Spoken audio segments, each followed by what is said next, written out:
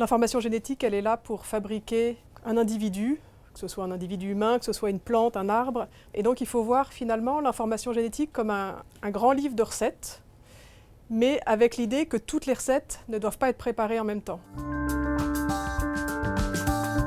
Ce qui distingue d'un point de vue génétique les mâles et les femelles chez les mammifères, c'est la présence de chromosomes sexuels différents. Donc les femelles vont avoir 2 chromosomes X, et les mâles, un chromosome X et un chromosome Y.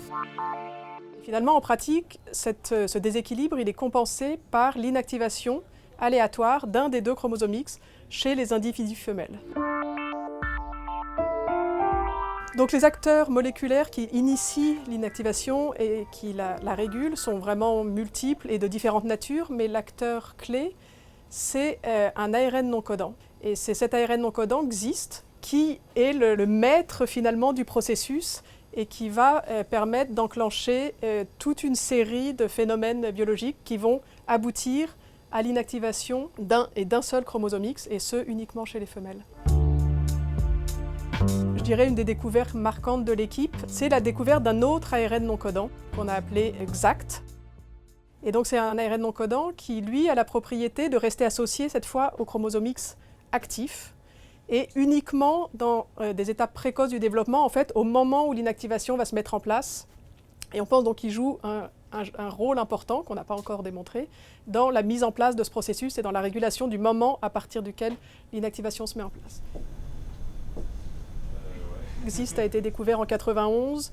On ne sait pas exactement encore comment il fonctionne. XACT a été découvert en 2013. Donc on est loin d'avoir la compréhension totale du mécanisme d'action et même de sa fonction. Donc on travaille beaucoup avec des cellules souches embryonnaires, à la fois humaines et à la fois murines, donc de la souris. Ces cellules, on va les faire pousser finalement sur des lames ou des lamelles.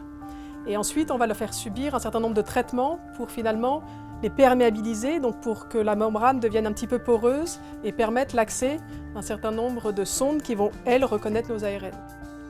Et on finit finalement par un ensemble de cellules qu'on va pouvoir aller visualiser au microscope, et on peut regarder par ce biais finalement la présence et la distribution dans le noyau des ARN qui nous intéressent. La recherche fondamentale, c'est vraiment la base de toute la connaissance, et c'est par l'approche non biaisée et non dirigée que finalement, je pense, on va pouvoir faire les découvertes les plus importantes qui, un jour, à terme, seront peut-être utiles en santé humaine.